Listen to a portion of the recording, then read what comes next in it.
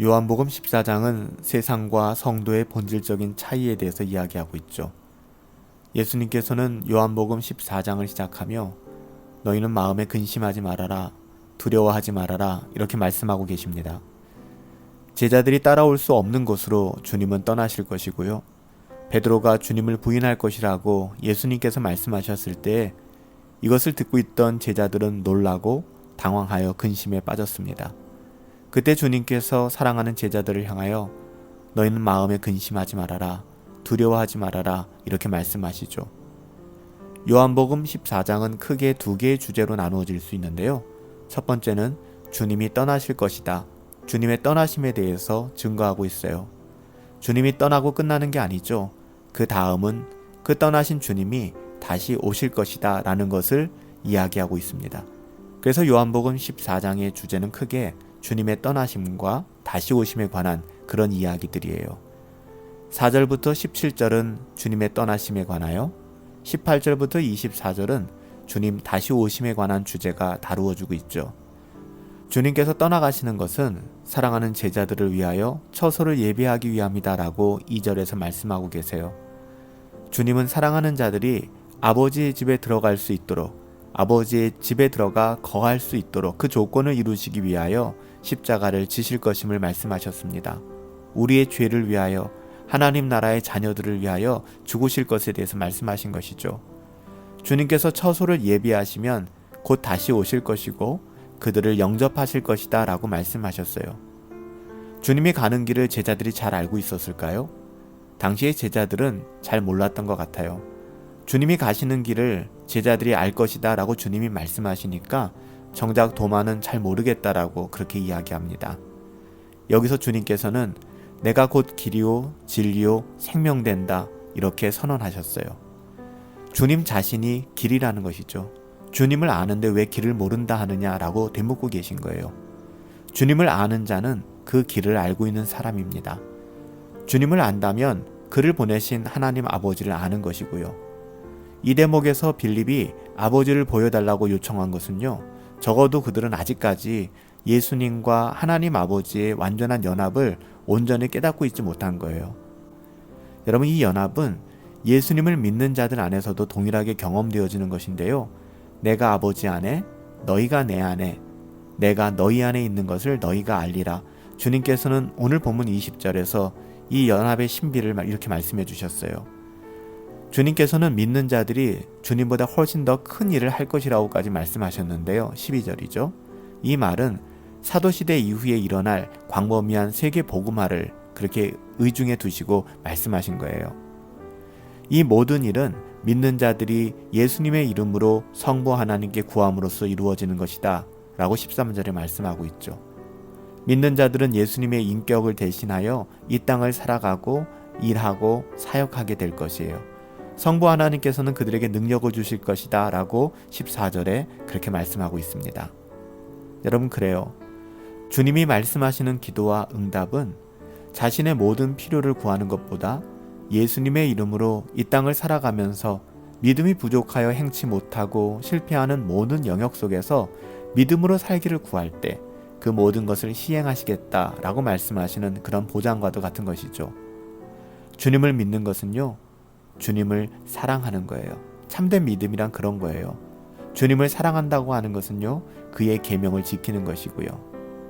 정말 우리가 주님을 사랑한다 하면서 주의 계명을 지키지 않는다는 것은 그건 말도 안 되는 것이죠. 주님은 성부 하나님께 기도하심으로써 또 다른 보혜사를 말씀하시는데요. 또 다른 보혜사를 우리에게 약속하고 계세요. 그것이 16절에서 17절에 나오지 않습니까?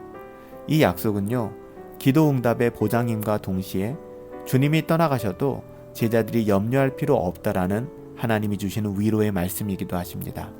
성령님은요, 진리의 영이세요. 그분은 주님이 가르쳐 주신 모든 진리를 깨닫게 해주실 것이고요, 우리에게 가르쳐 주실 것입니다. 보혜사 성령님은 영원히 떠나지 않으시고 믿는 자들과 함께 하실 것이다 라고 16절에 우리에게 약속해 주고 계세요. 주님께서는 1차적으로 성령 안에서 제자들에게 다시 오실 것입니다. 물론 부활 이후에 제자들이 주님을 다시 보게 되겠지만 이 말씀은 성령으로서 주님이 제자들과 함께 계실 것을 암시하고 있죠. 보혜사 성령께서 신자 안에서 하시는 일은 주님을 계속 사랑하게 하고요. 그 생명을 지키게 하는 일입니다. 주의 성령이 우리와 함께 하시기 때문에 우리는 주님을 사랑할 수 있는 것이고요. 그의 계명을 지킬 수 있는 힘도 거기에서 나오는 거예요. 주님께서 보혜사 성령님을 약속하심으로써 근심하는 제자들에게 평강을 주려 하세요. 주님께서 떠나가신다라고 제자들이 두려워하거나 근심해야 될 이유는 전혀 없었습니다. 주님께서 이 모든 말씀을 하시는 이유는 제자들을 믿게 하시고 29절 말씀이죠. 또 31절에 세상으로 주님이 누구이신지를 알게 하려 하심이라 이렇게 말씀해 주셨습니다. 여러분, 주님의 약속은 반드시 성취됩니다. 우리는 주님의 약속이 그대로 이루어진 것을 사도행전에서 확인할 수 있지 않습니까? 보혜사 성령님은 모든 믿는 자의 마음속에 오셔서 주님을 사랑하는 자들로 하여금 주님의 계명을 지키고 살도록 능력을 주시고요. 주님의 모든 말씀을 기억하고 또한 깨닫고 순종할 수 있는 힘을 주시는 거예요. 성령님을 통해서 우리는 주님 안에 그리고 주님께서 우리 안에 거하심을 경험적으로 알게 되는 것입니다.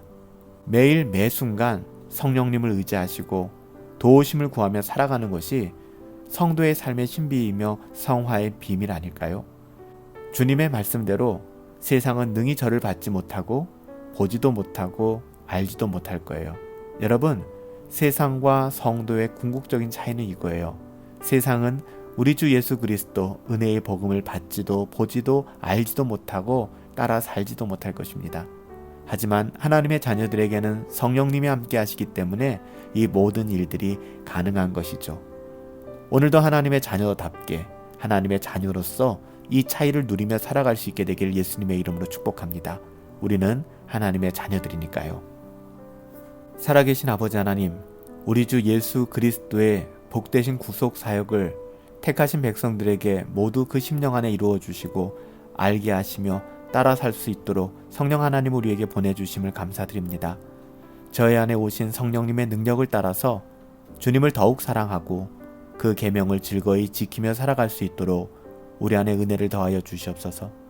저희가 주님 안에, 주님께서 저희 안에 계심을 더욱더 알고 깊이 누리며 살아갈 수 있도록 은혜 내리어 주시옵소서. 오늘 하루의 삶 가운데에도 성령으로 충만하게 하여 주시옵시고 세상의 그 어떠함을 따라 살아가는 것이 아니라 하나님의 자녀다움을 누리며 살아갈 수 있도록 은혜 내리어 주시옵소서. 감사하옵고 예수님의 이름으로 기도하옵나이다. 아멘. 오늘도 세상과는 다른 하나님의 자녀다운 삶, 세상과 성도의 본질적인 차이가 무엇인지 알기 때문에 성령 하나님의 도우심을 따라 오늘 우리도 하나님의 자녀다운 삶 그렇게 살아낼 수 있게 되기를 예수님의 이름으로 축복합니다. 오늘 하루도 성령 충만하시고 주 안에서 승리합시다.